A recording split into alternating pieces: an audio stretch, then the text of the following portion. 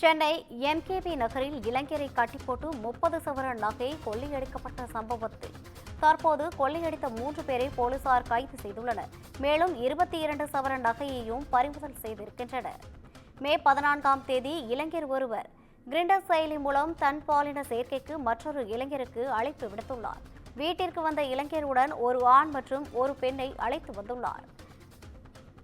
இந்த நிலையில் வீட்டிலிருந்த இளைஞரை கட்டி வைத்துவிட்டு 3 பேரும் 30 சவரன் நகை மற்றும் 2.5 கிலோ வெள்ளியை கொள்ளையடித்து சென்றுள்ளனர். தற்போது போலீசார் அந்த கொள்ளையர்களை கைது செய்துள்ளனர்.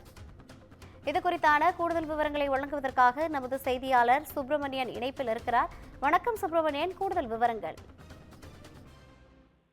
சென்னை எம்கேபி நகர் பகுதியில் வசித்து வரக்கூடிய 26 வயது இளைஞர் அதே பகுதியில் ஒரு துணிக்கடையில் வேலை செய்து வருகிறார்.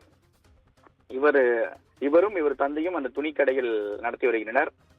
கடந்த 14ஆம் தேதி இந்த இளைஞர் வீட்டில் யாரும் இல்லாத நேரத்தில் கிரிண்டர் செயலி மூலமாக ஏற்கனவே பழக்கமான ஒரு நபருடன் ஓரின சேர்க்கைக்காக வீட்டிற்கு அழைத்ததாக கூறப்படுகிறது.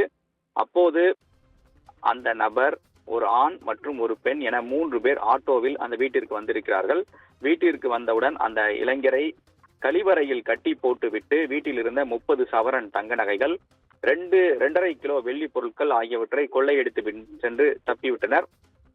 இது தொடர்பாக எம்கேபி நகர் போலீசார் வழக்கு பதிவு செய்து விசாரணை மேற்கொண்டார்கள். அது மட்டுமல்லாமல் சிசிடிவி காட்சிகள் ஆய்வு செய்யப்பட்டது. அந்த சிசிடிவி காட்சிகளை மையமாக வைத்து விழுப்புரம் பகுதியில் பதுங்கியிருந்த 3 பேரை போலீசார் கைது செய்தார்கள். குறிப்பாக இந்த வழக்கில் மூளையாக செயல்பட்டதாக ஜெயந்திநாதன் மற்றும் ஐயப்பன், அதே போல 17 வயது சிறுமி ஆகியோரை கைது செய்தனர். இவர்களிடமிருந்து 181 கிராம் தங்கம் மற்றும் சுமார் 1 கிலோ வெள்ளி பொருட்கள் பறிமுதல் செய்யப்பட்டிருக்கிறது. ஜெயந்திநாதனுடைய மனைவி எஸ்தர் என்பவரையும் போலீசார் கைது செய்திருக்கிறார்கள். கிரிண்டர் செயலி மூலமாக இதுபோல செயலில் இவர்கள் ஈடுபட்டு பணம் நகைகளை கொள்ளையடிப்பதை வாடிக்கையாக வைத்திருப்பதாக போலீசார் விசாரணையில் தெரிய வந்திருக்கிறது. இதில் சிலர் தலைமறைவாக இருப்பதாக காவல்துறை தரப்பில் சொல்லப்படுகிறது. அவர்களையும் போலீசார் தேடி வருகின்றனர். கூடுதல் விவரங்களை வழங்கியமைக்காக நன்றி சுப்பிரமணியன்.